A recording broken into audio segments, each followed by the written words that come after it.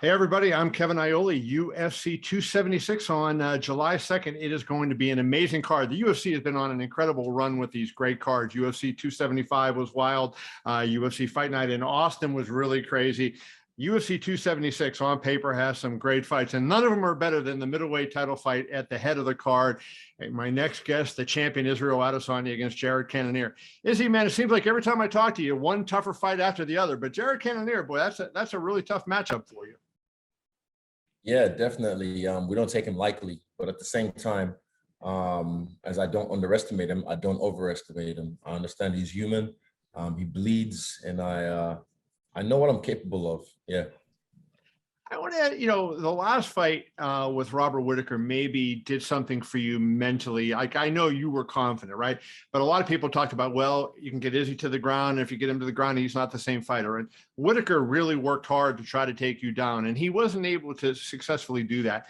Do you think that performance, kind of solidified in your own mind what you knew from the gym? And B, do you think it changes the way opponents will attack you because they saw that?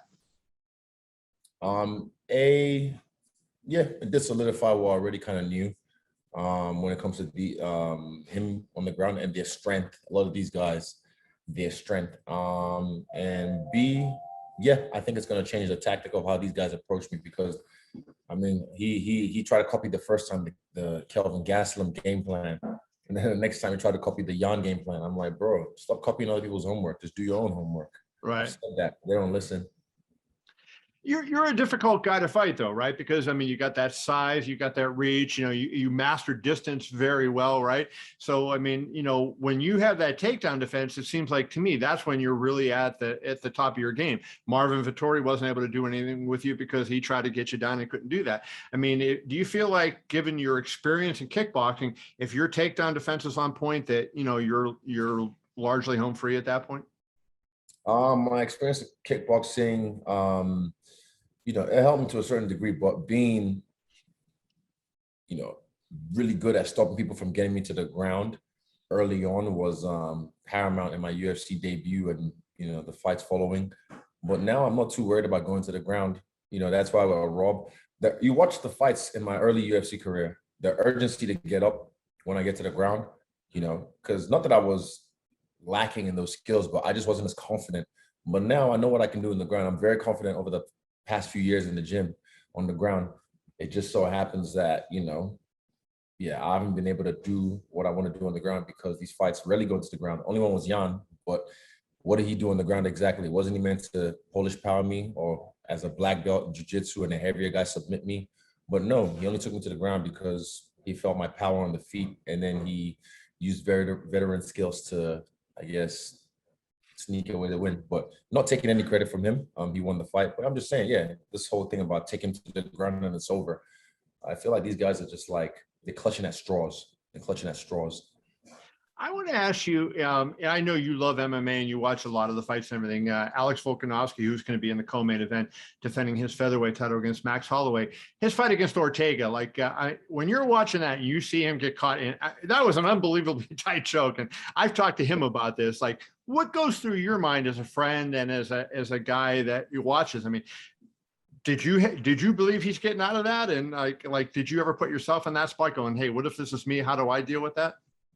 And check out my Freestyle Bender YouTube page. You'll see the live reaction of it happening.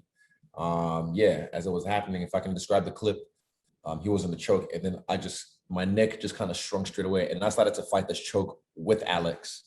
And yeah, if you have a look at my YouTube page, Freestyle Bender, you'll see the reaction.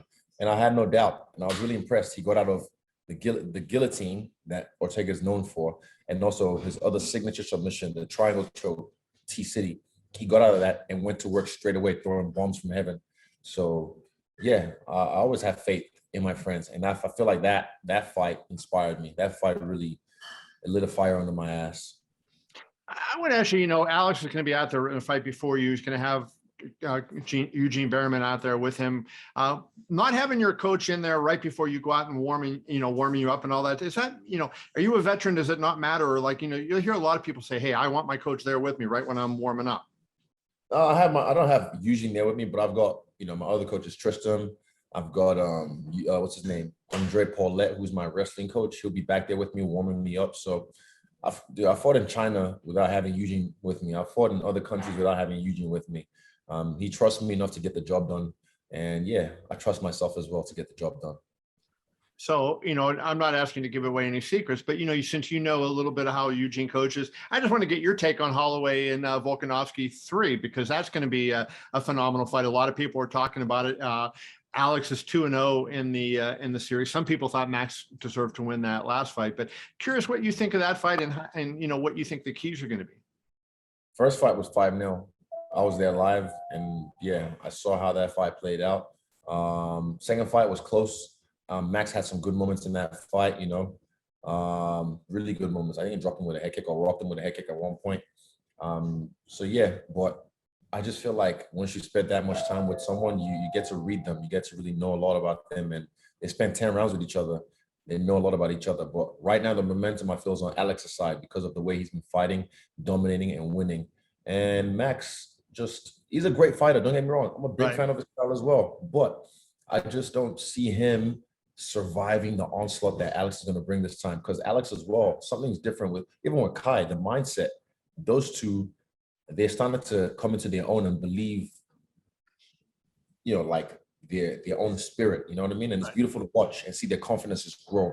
I feel that would be too much for Max to handle. Interesting. I talked to you about Jared. I talked to him yesterday, and one of the things I brought up to him is he has faced 6, if you count Kelvin Gastelum having the interim title, 6 fighters who have had UFC championships. Do you think that benefits him going up against you, just having been in there against the greats of the game, right? He fought Glover, Teixeira, Anderson Silva. You go up and down the lineup, he's fought a lot of really good fighters. Do you think that gives him any kind of advantage, like he knows what it takes to fight against a champion at this point?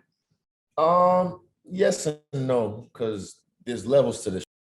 Like, he's fought those guys, yeah, sure, but has he ever fought a guy like myself in International Fight Week with the amount of press he has to do and the amount of attention and energy this takes? It's not for everyone, man. This is an acquired taste, this lifestyle, this champ lifestyle, and I don't feel like he's cut out for it.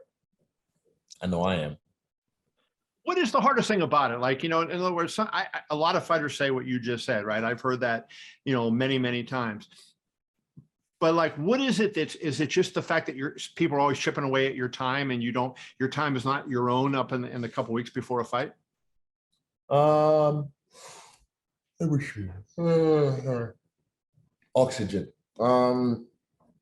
What's the hardest thing about it?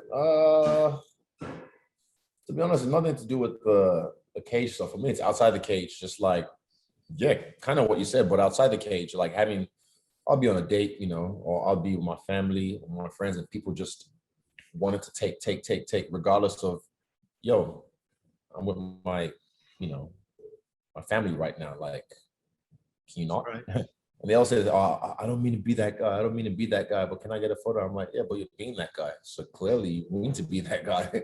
And you can see I'm with my family right now trying to have a beautiful dinner. And then here you are feeling entitled and important enough to disrupt the flow of our family conversation to come grab your photo. So those are the hardest bits for me, but I know how to deal with them. And also it depends on, I like fans. I like taking photos, don't get me wrong, but time and place. And if it's not the time and place, don't disturb me. Don't fucking pull up on me in traffic and scare me and try and grab a photo, because that's happened before multiple times. So yeah, time and place, and people just tend to lose their marbles when they see someone that perceived to be quote unquote famous. Do you feel like, do you enjoy being famous, or like, I know you like, to fight, and I know you like, showing off your creativity and whatnot, but do you like actually being famous, or like you wish like you could snap your finger and after the fight's over, you kind of just melt into the background and people don't know who you are? Man, I've said this for years. The fame, but I love the perks.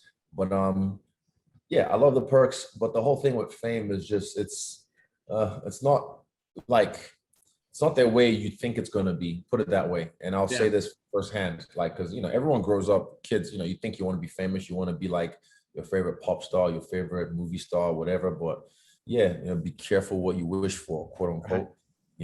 But yeah, there's no book on how to deal with this, but I feel like I have the right people around me You know, I have my family with me and my really, really close circle who, yeah, make dealing with fame easier because they protect my energy along with me. I want to ask you this, just an aside. Dana deals with that a lot, right? UFC President Dana White.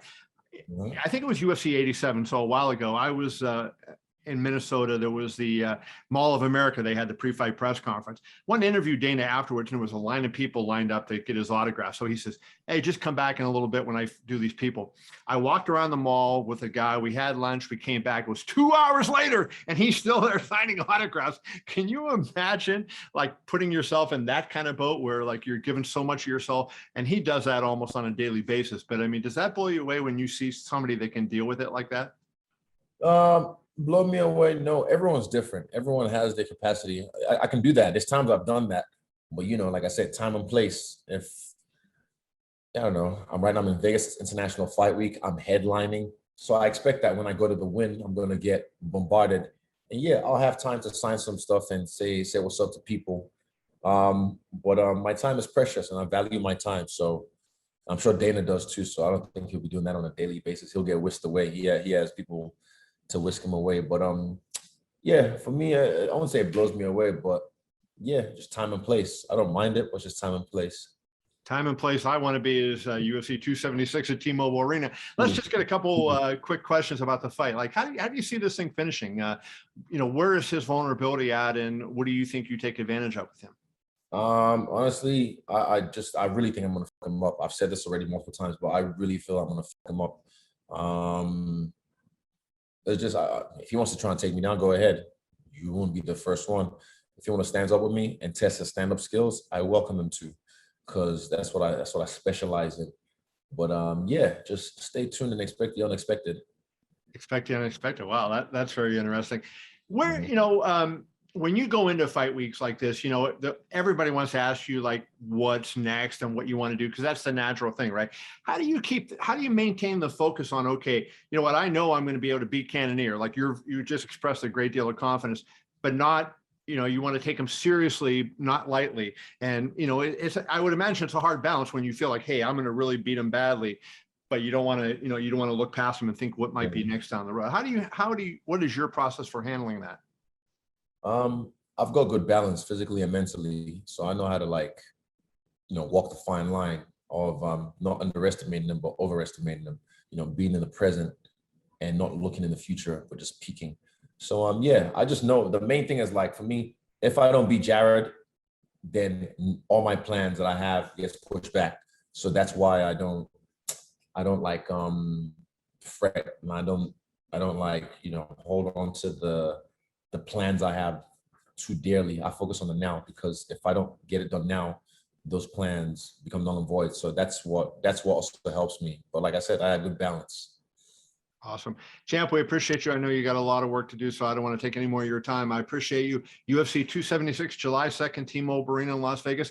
Israel Adesanya against Jared Cannonier in the main event. Good luck, Izzy. Thank you. My man. Thanks, Kevin. See you, brother. Be well.